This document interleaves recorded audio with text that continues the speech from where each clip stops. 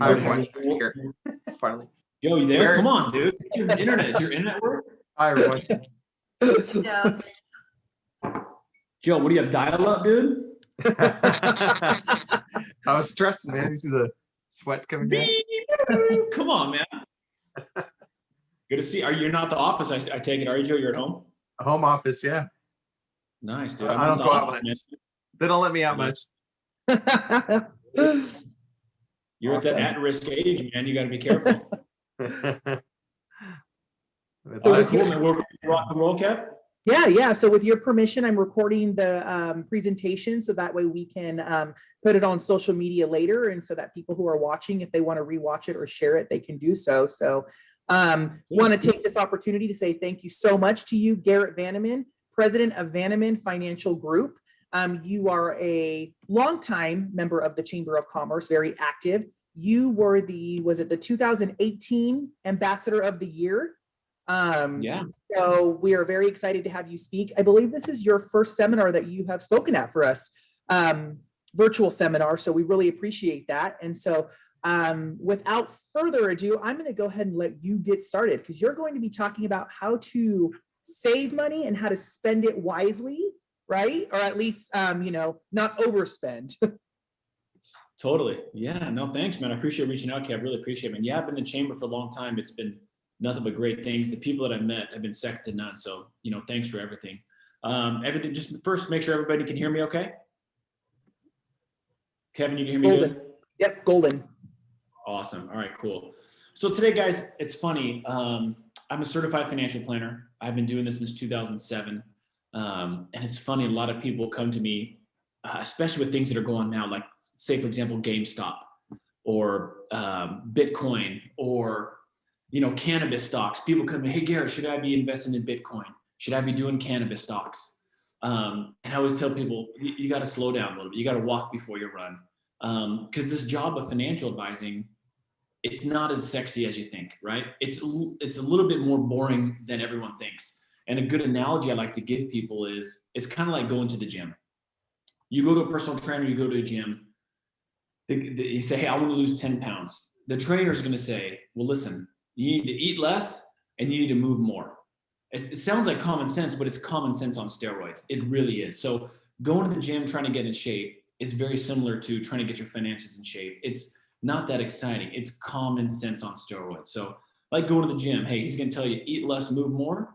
You're going to come to a financial advisor. And if you have a problem with spending, the financial advisor is going to tell you, hey man, you need to spend less, save more, right? It's very, very similar. So it's common sense on steroids, but I think sometimes it's nice that why people have a financial advisor.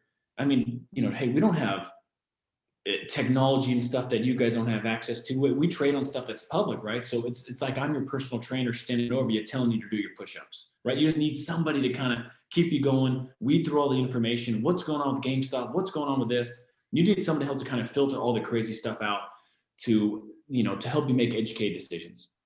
So for me personally, what I do on a day-to-day basis, I manage a lot of 401k plans for companies, a lot of local businesses, a lot of dental offices, a lot of doctors, orthodontists. I do individual wealth management, but a lot of it before you get there, until you have wealth to manage, you need to have a good foundation, and you need to start making sure you save correctly and, knock down some debt if you have it. So I always tell people, like I said, they come to me and say, Garrett, should I be investing in GameStop right now? And I'm like, you don't even have like an emergency account. So let's start with there first and kind of ease into it. So today I'm going to be your personal trainer. Okay. I'm going to tell you, and this is what you tell people if you're going to relay this to your children, your grandkids, your friends that you think they have a spending problem, or if they're getting started off on their financial journey, where to start. You got to walk before you run, and we're going to kind of ease into this thing together. So I call this thing that I put together the great spending balance. So, and it's, love your life today while saving for tomorrow, because it is tough. I mean, like getting in shape, you have to do a lot of push-ups to get in shape, but you earn it. But then months down the road, it's worth it. You know what I'm saying? So it's very similar. So I'll just read this to you. So once again, I'm a financial advisor here from Roseville, Vanneman Financial Group. Your financial life is a balancing act, strung between living in the present and preparing for the future. Saving for retirement may be a focus, but it can feel like you're missing out on living in the present. And I totally get that. I have like FOMO, right? Fear of missing out. I mean, you see the guy drive by in the nice car and I'm like, man, I'm doing something wrong. What is it? But just be grounded in who you are, and just, it's okay. So there's 3 key areas though that we can really focus on today. I'm going to focus on those. The 3 are your home, your vehicle, and your travel plans. Okay. So we're going to go over those 3 things to kind of get started in terms of where you can start, and a few takeaways. So let's go over the first thing, your home. All right. Now the home is, for most people, unless you're lucky enough to have your mortgage paid off, the mortgage represents 71% of all household debt. It's your biggest bill. Okay. We can probably all say that maybe we bought a house too big for us, or, well, we're going to grow into it. We kind of stretched our budget a little bit, thinking we can squeeze it into our budget. But let's just go over this. So in terms of how to save and some good ideas. So right here, like I said, this is common sense on steroids. And I don't know if any of you follow, Dave Ramsey. I like some of the stuff he says, not everything, but he's a big believer in, he has a radio show and several books, in having no debt. And I think that is very true, because I'm going to tell you what, my clients that are happiest in retirement, they don't have the biggest portfolios. They have the lowest amount of bills, and they're happy because they can control what they can control, right? Some of the people that have the biggest portfolios, but they have a lot of debt still, they're chasing the wind, meaning they're never going to catch it. They're trying to outperform the S&P. They're stressed out all the time, but they're not happy, right? So my clients that are happy are trying to have the lowest amount of debt. So let me just show this, for example. So the payments on a 30-year mortgage are generally lower than a 15-year. Okay, I know I'm stating the obvious, but hey, you're stretch it out twice as long, so the payments can be lower. But the difference is, obviously, you're going to pay a lot more in interest because of that stretching it out. So the rule of thumb here, if you buy a house, and of course most people aren't fortunate enough to pay cash for a house. If you are, do it. But if you can buy a house, or if you're in the middle of refinancing, which a lot of people are with rates so low, if you have a 30-year mortgage right now, don't do another 30-year, do a 20, do a 15, get it down as low as possible, and pay your house off as soon as possible. Trust me, it's going to make a huge difference down the road. So I got a little case study for you. So let's follow a hypothetical couple. Okay. Ron and Tammy, we'll call them. We're going to go over their home, car, and their leisure choices. Let's go over their home first. All right. So here's a good case study, very typical situation. Okay. Ron and Tammy are both 55. They own a $500,000 house. Shoot, nowadays in Roseville, you know what kind of house that is, but we're going to stick with the numbers, right? Since their children no longer live at home, they've decided to downsize and have a $300,000, and they have $300,000 of home equity. Okay. So they only owe about $200,000. They want to downsize. So they sell that house. They buy a $250,000 house with cash, and they plan to no longer have a mortgage payment. So now with leftover, they have $50,000 of home equity left over. They decide to invest that money into a hypothetical 6% rate of return. It's very realistic, very conservative. So they're going to take the leftover money, $50,000, invest it. They're going to make 6% annually. Each month, they're also going to take that money they used to pay with their mortgage, which is $1,600, and they're going to invest that into the same money that they put the $50,000 into. All right. So if you look over here, what's the result? Well, once again, taking a hypothetical 6% average annual return over 20 years, they're going to grow that investment to over almost $1 million, so over $900,000. So, and I always tell people, man, this is a get rich slow game when it comes to investing.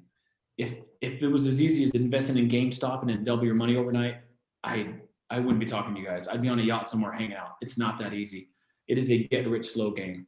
But look, I mean, hey, over 20 years, you're going to have almost $1 million from doing stuff, spending money that you would have spent anyway. 20 years goes fast, right? If you go backwards and look 20 years, look how fast the last 20 years went, right? So by downsizing, but continuing to invest their monthly payments, Ron and Tammy in this hypothetical situation significantly impact their net worth and their future lifestyle, okay? So like I said, it's common sense on steroids, spend less, save more. But if you think about it and you're conscious about it and you tell your money where to go, as opposed to just kind of hoping and wishing and willy-nilly spending money, it can make a big difference, okay? All right, so here, this just wraps it up again here. So they have $50,000 home equity. They put into an account. It's going to average 6% a year. They also add what they used to pay for their mortgage, $1,600 a month, with a 6% return. In 20 years, they're going to have almost $1 million, so $900,000. Okay, it's just little things. Yeah, pennies add up to dollars. They really do. They really do. Okay, car. Here's a big one. Cars. We all need to drive somewhere, and man, I'm telling you, I'm sitting here in my office looking at the window. I see Range Rovers driving by left and right. I mean, do you think everybody can afford a Range Rover? I mean, probably not. I mean, a lot of people, there's creative financing out there. They're leasing payments. I know people that have a $1,200 lease payment, right? So you don't want to get stuck in that unless you can afford it, right? Some people can't afford it. Most people can't, though. Let's be realistic. So some experts suggest that there's a guideline of paying no more than 15% of your net income on car expenses. Okay, so no more than 15% of your net income. It's a good rule of thumb. All right, so let's go back to Ron and Tammy. They're feeling good. They have the money. They have disposable income. They're ready to buy a car. They're at the BMW dealership. They're in between a 7 Series and a 5 Series. Okay, so they have choices. So they decide to buy the 5 Series. So the 7 Series goes for about $74,000. The 5 Series for $56,000. All right, so it's $18,000 less. As they did with their home, Ron and Tammy are very astute with their finances. So they go, let's go 5 Series. We're still getting a Beamer. It's a nice ride. It's got a backup camera. It's got leather. You know, we're not missing out, right? So they're going to save $18,000 up front. So now Ron and Tammy could opt to invest that $18,000 they saved into an account, and we're going to use the same account, hypothetically making 6%. In addition, by selecting this model, the savings resulting from lower taxes, fuel costs, insurance premiums, that can also be similarly invested. Okay, so it compounds. So with their expected rate of return, Ron and Tammy's balance could reach $45,000 after just 5 years. After 20 years, that money could be over $100,000. Just by choosing today, by choosing to spend $18,000 less, that could turn into $100,000 in 20 years. So it's just, like I said, it's just little things like that when you're out there and you're spending money. And even little things like going to the grocery store. Hey man, I love to shop at Whole Foods. But you know, sometimes you got to dip into Winco every now and then and save some money. It just helps. Like I said, pennies add up to dollars. Okay.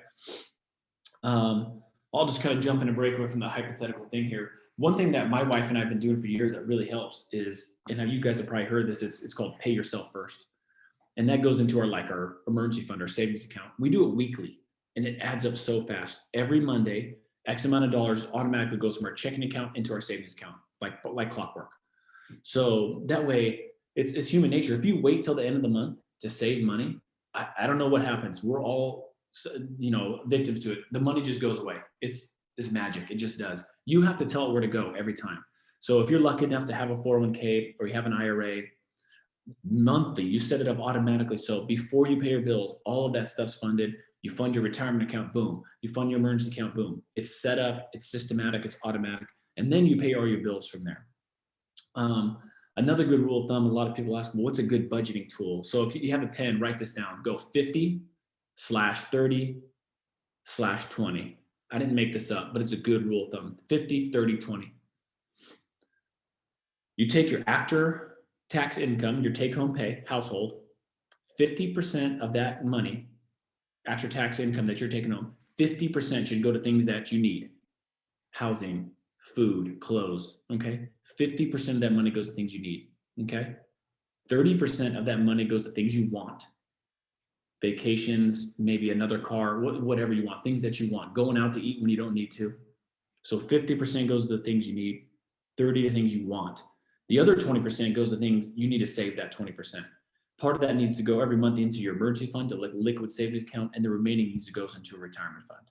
So it's a good rule of thumb, 50/30/20. You take your after-tax income, take home, 50 goes to your needs, 30 to your wants, and then 20% to savings, okay?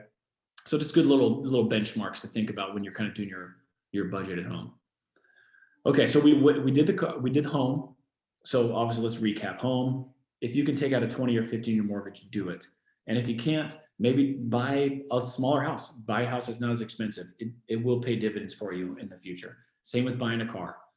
If it comes to the 7 Series or the 5 Series, go with the 5 Series. It's still a nice car. Trust me, you're going to like it. And you're not going to feel as guilty driving around town. You're still going to love it. It's going to feel good.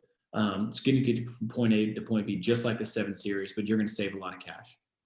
The same goes with travel. Now, of course, things nowadays are much different with travel, but here's a few tips with traveling that you can still enjoy yourself, still go on vacation, but here's a few just tips. Number one, scheduling weekend flights to save on airfare. There's one tip. Travel during the off season. Use discount sites for car rentals. Renting a privately owned home instead of booking a room in a luxury hotel. And then the last one is investing in vacation home ownership, share with the cost with others. I'll go over a few of these. Let's go over this one right here. Renting privately owned instead of booking a luxury hotel. Raise your hand. How many of you have stayed at a Ritz-Carlton before? Okay, so some of you have. So listen, I've stayed at the one in Manhattan before.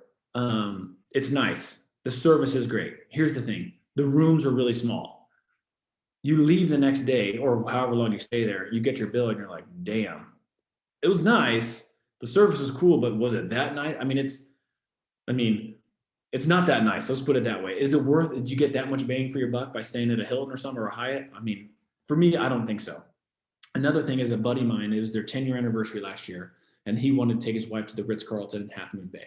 So he had all these points saved up on his credit card for years and years and years. He had to use all of his points to stay one night at the Ritz-Carlton Half Moon Bay, and he just depleted all of his points that he used. And so he said they had fun, but he was like, he felt kind of yucky after. He's like, oh my gosh, man, I don't know if it was that worth it. I won't do it again, but it's fun to do it. So my point is, it's not always worth it. Just, you can pick and choose where to stay, and because you're just sleeping at the end of the night anyway, right? Here's one that I wouldn't recommend. Investing in vacation home ownership with others. It sounds cool. I've seen this go sideways more often than not. And here's what I mean. You want to buy a second home or rental property in Tahoe or Truckee or Napa, okay? Man, it's expensive. So, hey, we have our best friends. They were in our wedding. We're going to go in on this place together. It's going to be awesome. We're going to vacation together. Dude, I don't know about you guys. I look at my wedding photos from 11 years ago. Half the people in my wedding party, really talk to you that much anymore. It just happens, right? It goes fast. I've seen investing with other families and couples really go sideways. So just be careful with that. I know at the heat of the moment, you think you're going to save money. We're only spending half. It's a no-brainer, but it can get kind of ugly. So just be careful with that one. So let's go back to our story. So every year, Tammy and Ron, they take a 2-week vacation. All right. They've traditionally stayed at expensive hotels. Now they want to rethink their leisure options, see if they can have a similar experience at a reduced cost. All right. So here's their choices. They used to stay at a place for $400 a night. So they replaced the $400 nightly hotel fee with a privately owned condo, which is half the expense.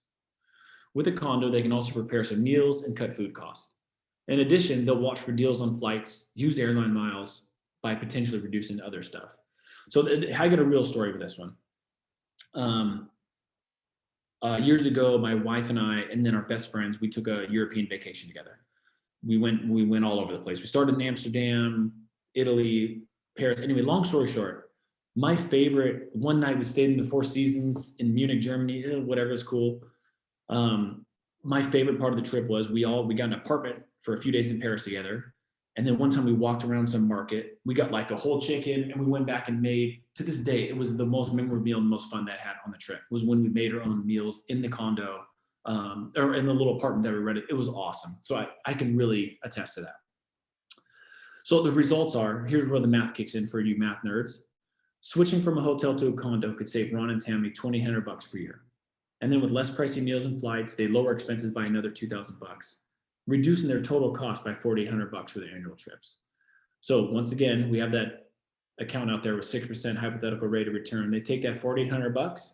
So they plan to deposit that $4,800 into the same investment each year for 20 years. By the end of those 2 decades, that account could have a balance of more than $175,000. Okay.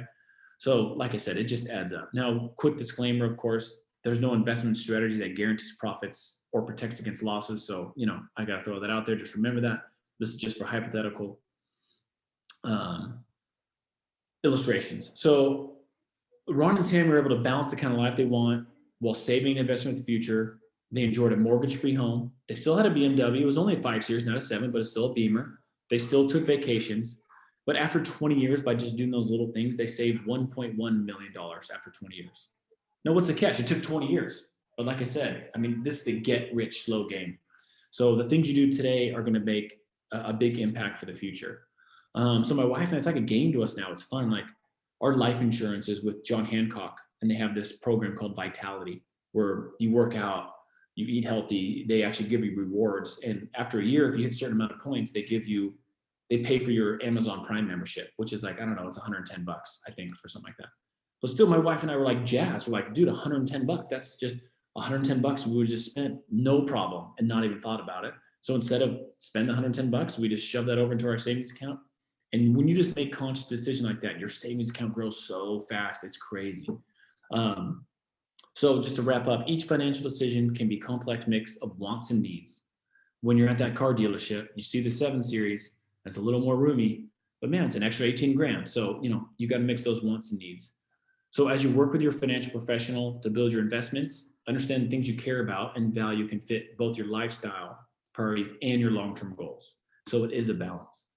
And there's a lot of cliches, keeping up with the Joneses. It's tough. I mean, it really is, especially nowadays with the real estate market booming. I mean, gosh, I got friends that are realtors and loan officers and making tons of money. I'm like, geez, maybe I'm in the wrong business. But you just got to kind of stay your lane, dig your heels in, kind of understand who you are as a family. And, don't get, like I said, I just saw another Range Rover drive by. Who knows? That guy probably got a $1,200 lease on that Range Rover. He can't even afford, really. So you can't get too caught up in what other people are doing. So anyway, footnotes, disclaimers. Yeah, just, make sure that you know that this is not a promise of future gains nor protection against losses. But I just hope those little things help. The 50-30-20 rule, like I said, using a financial advisor is really like going to a personal trainer. They're going to tell you, you got to spend less, save more, do your push-ups. It's a get rich slow game. There's no such thing as a quick buck. And walk before you run. Don't start investing in Bitcoin and cannabis stocks when you don't even have like a living trust or an emergency fund saved up, just little things like that. So anyway, I'll just pause there, see if there's any questions, take a sip of coffee and see what's up.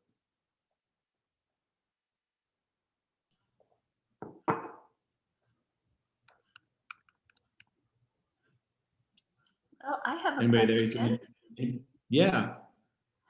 This just came up, and it's not exactly what I'm interested in is, do you have any information about Property 19 and how it affects living trusts going from parent to child? Does Yeah, anything I have an need article. to change? Yeah, I will. This is Barbara, right? Yeah. Hey, what's up? I'll send you an article privately on it. Okay, great. Yeah, I have an article on it for you. No problem. Good question. Any other random questions you guys have out there? I got another one. Keep them coming. Social Security. I'm going to start taking it this year at 70. Whoa, big milestone. Yeah. Is it taxable? It could be. It depends on your household income and how much you guys make total. So yes, potentially. So without getting too much detail, I'm gonna ask how old you are in front of everybody, Barbara. But it could be taxable. Is to answer your question? Yes, it could be, depending on how much your household income is. Okay. So yes, a portion of it could be taxable. Yes, because you're still working, right? Well, yeah. My own business. No, it could be. It just depends on how much your household income is and what tax rate you're in. A portion of it could be, is the answer. Okay. Yeah. Congrats on Social Security. Yeah. Yeah.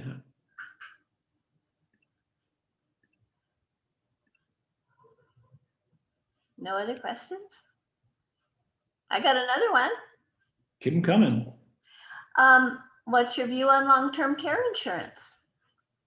It's a good idea for people who are kind of in the middle. And here's what I mean by that. There's not an exact number of what your net worth should be. Okay. But if you're in the middle, meaning you got a couple $100,000 and you want to protect that and pass it on to your kids, it's a good idea to do it. If you have more than that, and you can what's called self-insure, meaning I just have enough money where it's not going to put a dent in my net worth and I don't care, then you don't need it. On the other end of that, if you're just broke and you don't have any money, like net worth, you just have like Social Security or pension, you don't have any other money, you can just go into a Medi-Cal approved facility and you don't need to buy it because the premiums are expensive. So if you have like $500,000 or more and you're like, that's important to you, you want to save it, because here it is. The average stay just in Sacramento is like $82,000 a year for one person. So if just one of your spouses go into a long-term care facility, you could deplete your net worth quickly. So if you have like $500,000 for in this example, $80 grand a year, that's just for one person. You could start chewing up that $500,000 really quick. If you're in that scenario and you kind of have a good monthly income, meaning like you have Social Security, maybe you're a teacher, you have STRS or PERS, or you have some sort of pension of guaranteed income where you can fund those bills or fund the annual premiums. I like it for people who are middle of the road net worth wise, where they have a significant net worth, but not, if you got a couple $1,000,000, you could probably just self-insure and just save the premiums. You can just, instead of investing those premiums, give them to the insurance company, you can just invest that yourself, and then you can just kind of cash flow the need when it comes up. But for the people, like I said, man, you got like $500,000, it's tough. You're like, oh my gosh, well, I can afford the premiums, but if I go into a home, it's going to wipe us out. That's kind of who long-term care insurance is for. So I do like long-term care insurance, but not for everybody, if that answers your question. Thank you. You know what I'm saying? Yeah, thank you very much. Yeah. But then, because if you're just living on monthly incomes, whether it's pension, Social Security, and you don't have any other, there's no other assets to protect. Like if you just have a house and a car, I mean, you probably couldn't afford the annual premiums anyway, because it'll be several $1,000s. If, God forbid something happens, one of you or both of you go into a home, then you can just go into a Medi-Cal approved place and the state will kick in. Now it's not glamorous. You'll probably have a roommate, all that stuff, but hey, I mean, what are you going to do? It's either that or you scramble and figure out a way to pay all the premiums for years. So. Thank you. Good info. Yeah, no problem.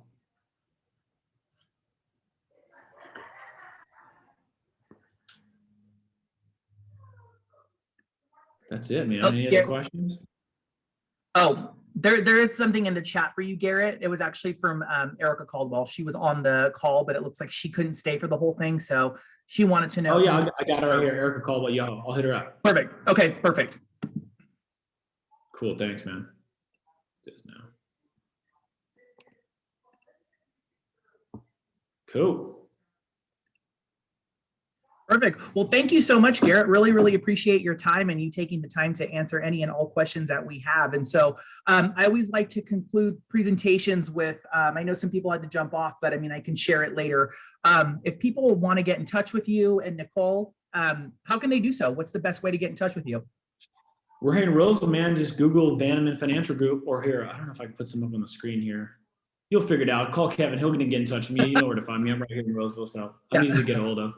And you're really involved in the chamber, so people can find you virtually and in person. So I'm around. Yeah, no problem. Awesome. Well, thank you again so much, Garrett. Really appreciate it. And thank you for those who were able to join us. And we will make sure that we share this presentation on our social media. And we will also make sure to put it on our members only portal so you can access it there. So thanks again, Garrett. Really appreciate your time. My pleasure, man. Thanks for reaching out. Awesome. Have an awesome weekend, guys. Yeah, everybody take care. Thank you.